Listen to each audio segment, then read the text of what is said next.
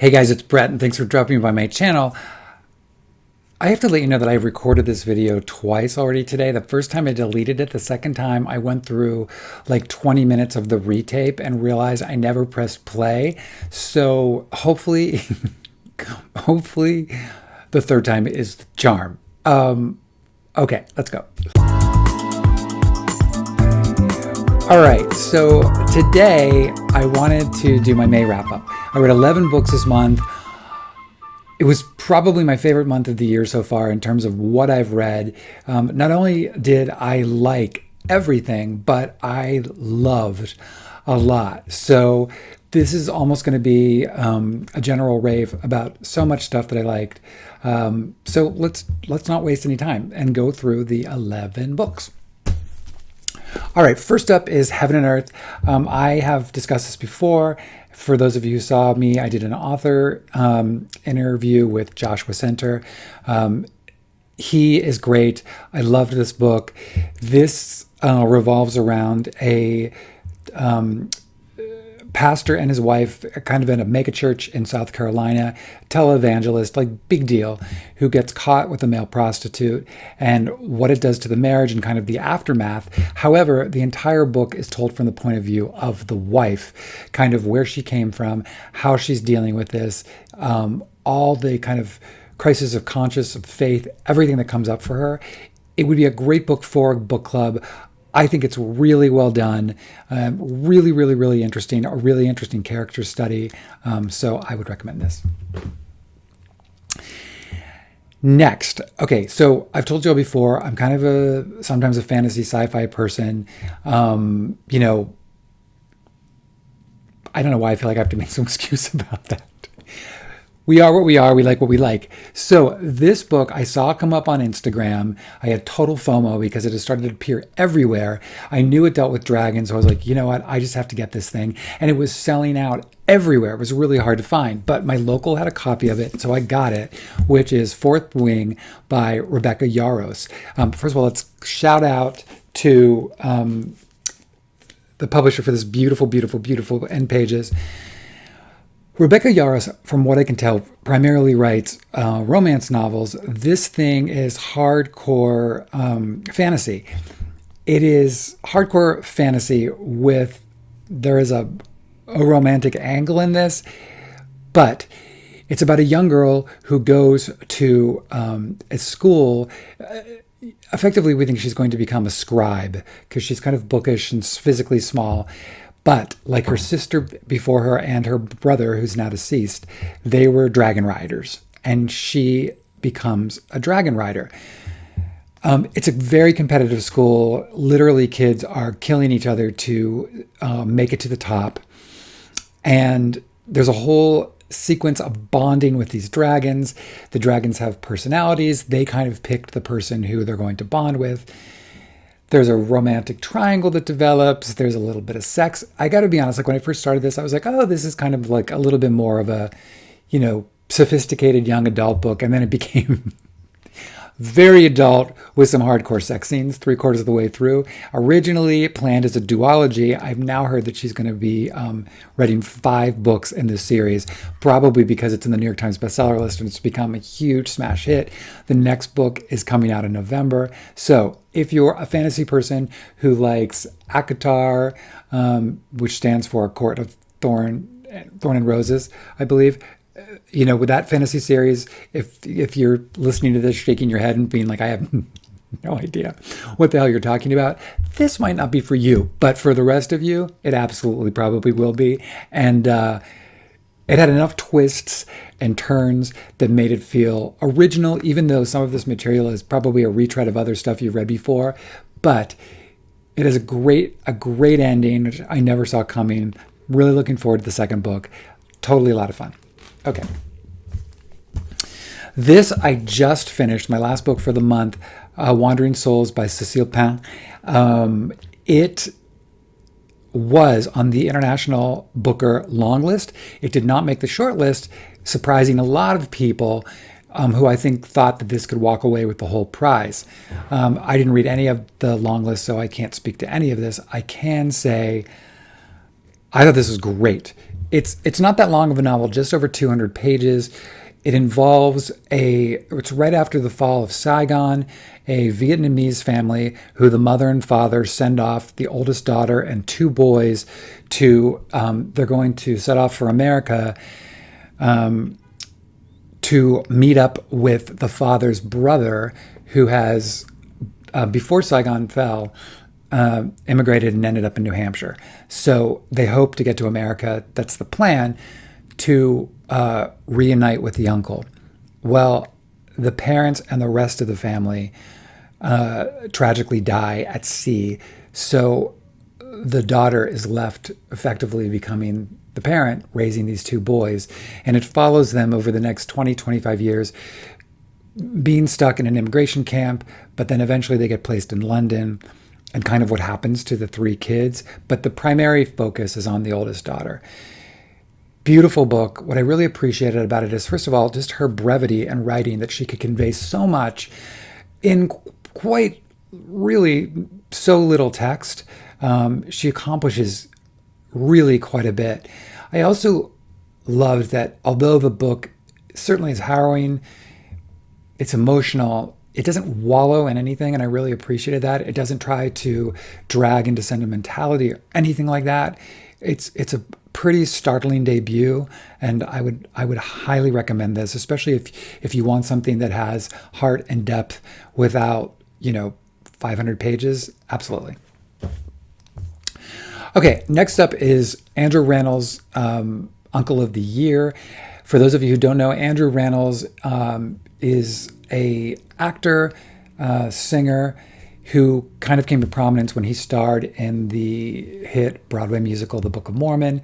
That kind of put him on the map for a lot of other places. He became kind of, Ryan Murphy found him then and put him in a variety of his shows, as well as later casting him in the movie The Prom.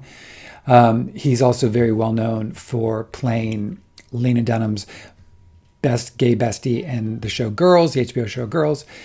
So this is his second book. I'm a big Andrew Rannells fan. I think he's hilarious. I think he's adorable. I think he's charming and really funny, which is also another word for hilarious. But he wrote an earlier book, which I thought was going to be what this book was, which is talking about going into the business. That book was more about the early part of Andrew Rannells' life, up to when he really gets his first break.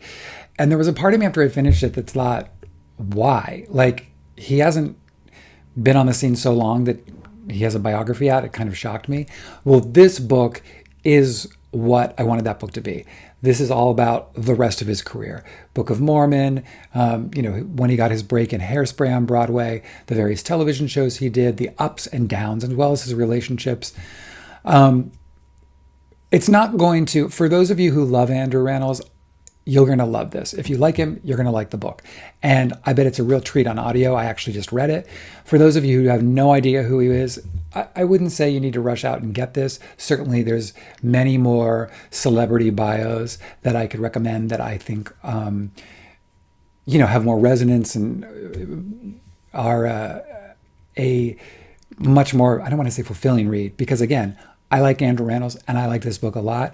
But if you don't know him, I don't know that you're really going to care. So that is my brief synopsis on that. All right, next up, Ivy Pochoda, Sing Her Down, and thank you to MCD FSG for this copy. I had never read any Ivy Pochoda before. This sounded really interesting to me, which was described as a cross between No Country for Old Men and Killing Eve, both of which I loved. And I can see that comparison. It's also been called a modern day Western, which I guess. Here's the premise. There is a girl in prison whose name is Florence or Florida Bomb. We don't know at the start of the book why she's in prison, but there's another prisoner in there with her who she knows, who is extremely, there's a menace about her and of underlying violence, and they're kind of connected. We don't really know why yet. At any rate, this takes place during lockdown, and because of the overpopulation in the prisons, they're going to move some people out into the reintegration program to get them back into society. And she and this other prisoner are chosen to become part of that. which takes place in Arizona. They put them up in kind of in a hotel and then get them jobs, all of that kind of stuff to get them going. Well, Florence lived in Los Angeles and wants nothing more to go back to Los Angeles.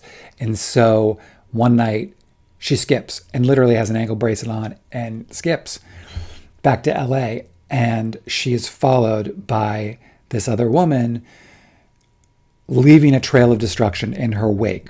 When they get to LA, they come under the radar of a female detective who has her own very kind of violent and checkered past, who sets out to find the women and put all together what actually is going on.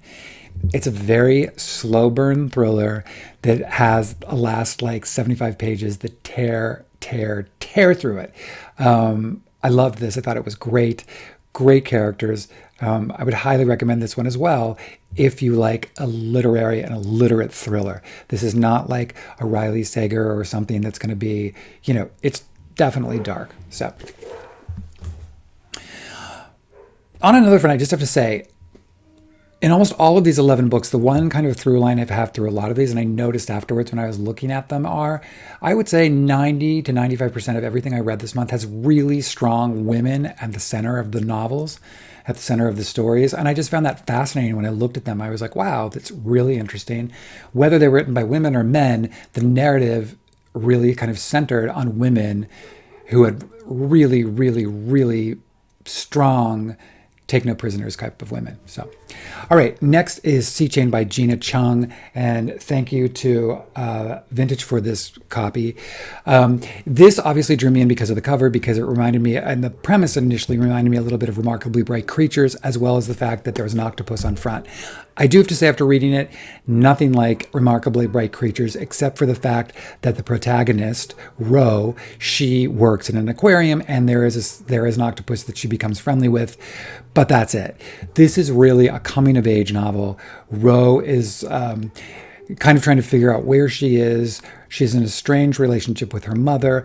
Her boyfriend has just left. He is with a group that's on a mission to explore potentially colonizing Mars, if they can figure out if it's a livable planet. I say that, but I also add this is not a futuristic novel. It's nothing like that. That's just literally what the boyfriend does. And I really like this. When I started it, I was unsure of what I actually was going to think about this. It was kind of just a typical coming-of-age novel. But, however, the relationship with the mother really started to develop in the latter half of the book, and I really resonated with me and surprisingly really struck a chord with me. So I think if you're someone who likes a very kind of messy protagonist, the kind of coming of age, finding their way, this will totally appeal to you. Speaking of strong women, Small Mercies by Dennis Lehane. I'm a huge Dennis Lehane fan. He is a go-to author for me, which I've said before, and this certainly didn't change that. Talk about a strong woman. Oh my God. This is set in the 70s, early 70s in South Boston. The woman at the center of this thing is Mary Pat Fennessy. She's a mom, divorced. The situation that kind of sets this ball rolling is a real situation that happened in this early 70s when in South Boston, schools were integrated between the Black community and the white community, and the uproar that happened because of that. It's the eve of that integration about to happen. And Mary Pat's daughter is going to be a senior in the high school that year. Anyway, so there is a body is found by the train station of a young Black man. There are witnesses who have said that it seems that Mary Pat's daughter was with a bunch of other kids at the train station, and they could have been involved in some capacity. And what happens? But Mary Pat's daughter has gone missing. So she goes out to find her. The narrative is almost all hers. There is the young detective who is trying to stay ahead of the case and figure out what really is going on here.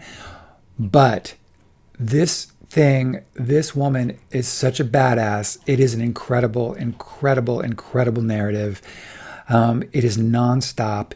It is tough. She is take no prisoners. It's foul-mouthed. It's all about race and racism. So you can imagine, but I would highly recommend. Also, if you're someone who likes audiobooks, I listened to some of this on audio. Robin Miles is the narrator, and she's incredible, but fantastic book. Absolutely one of my favorites this month and one of my favorites this year. Okay, next up is a nonfiction book, Monsters of Fan Dilemma by Claire Dederer. I knew nothing about this book, and the way I discovered it was Jalen at the bar in the bookcase here on BookTube did a author interview with her, and I found her completely compelling, charming, fascinating, and I had to read the book. I, again, did most of this on audio, which I'm really glad I did. First of all, she reads it, and I love her voice, and I loved hearing her. And then I went back and referenced a lot in the actual book itself. But the idea behind this book is, how do we as consumers separate the art, whether it's visual art, music, writing, movies, any of that, from the monstrous things that the artist could have done. Choosing examples such as Hemingway, Picasso, Woody Allen, just to get started. She goes through each of them and talks about them. And the cool thing is, she doesn't have an answer necessarily. And it's not this clear-cut idea about like, well, this is how you handle it. Because how do you handle the idea of, you might like listening to PYT when it comes on the radio, also having the knowledge of the things that Michael Jackson had been accused of doing. So that's kind of what this book is. It's really fascinating. I feel like it should be required reading, especially in like a university setting. It really makes you think. And again, what a great book for like a book club or a book group, because there would be a ton to unpack here and really open up to some really interesting discussions. So recommend.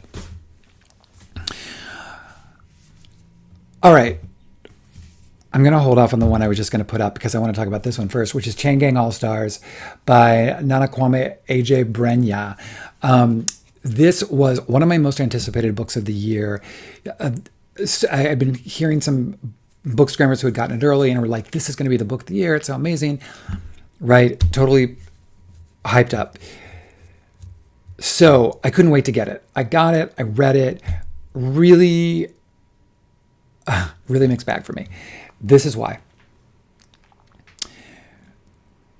Okay, the book is set in a dystopian future where prisoners, there's a thing called the Chain Gang AllStars, which is a televised show where prisoners can participate to get their sentences shortened down to 3 years. And the way they do that is agree to be in the Chain Gang AllStars, which, imagine, like I said, it's like Squid Game crossed with Survivor, where you're put with this gang, which within the gang you can end up fighting each other just on a daily basis. However, you go into matches that are to the death.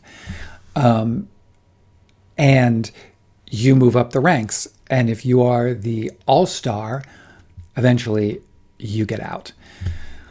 So the story is focused on one woman who is at the top. She's weeks away from being released. She's been at the top of her gang and game. And she's very close to being released. She is in a love affair with another woman who's in her chain gang. They're kind of a dynamic super couple. So here's what I loved. When it was their story and it was her story, loved it. Completely compelling with it 100%. My problem with the book is because there were so many other characters, and it's not just characters who are within the prison system, because what he's doing is really making a large argument against incarceration and, the disproportionate number of minorities who are incarcerated and what the conditions are like. And how it affects families of these incarcerated people outside. So he's looking at the larger scope, and I really appreciated what he was doing. There were so many characters, though, at times that I just didn't care about. And when you're in something, say like taking Squid Game on Netflix, for example, when you're taking so many characters like this that you know, based on what the story is, these people are going to die, it was really hard to kind of, for me, tap in and key in and get attached to them. So that was my issue with it. I liked it fine. I know a lot of people have thought it's amazing. It just wasn't that for me. Again, appreciate what he was doing, but it was just kind of meh to me. So that in this month was my lowest of everything I read. So, and it was a really good month. So take that for what it is. Speaking of a really good month, my favorite of the month and probably my top 3 of the year or 2, The Covenant of Water by Abraham Verghese. This bad boy was so incredible. I did this with a group on Instagram. About 40, almost 45 of us read it together. I broke it down, so we only did 30 pages a day, which is more than manageable. We read it for about 3 weeks. And there was something about that experience that worked so well with this. It spans over 60 years. Starting in India, going over 2 continents, and it begins with a young child bride who gets married off, and it's so amazing. You don't even learn her name until 3/4 of the way through the book, but watching her journey is the centerpiece of the beginning of this book, and she becomes the major thread throughout this. But it is... it's a masterpiece.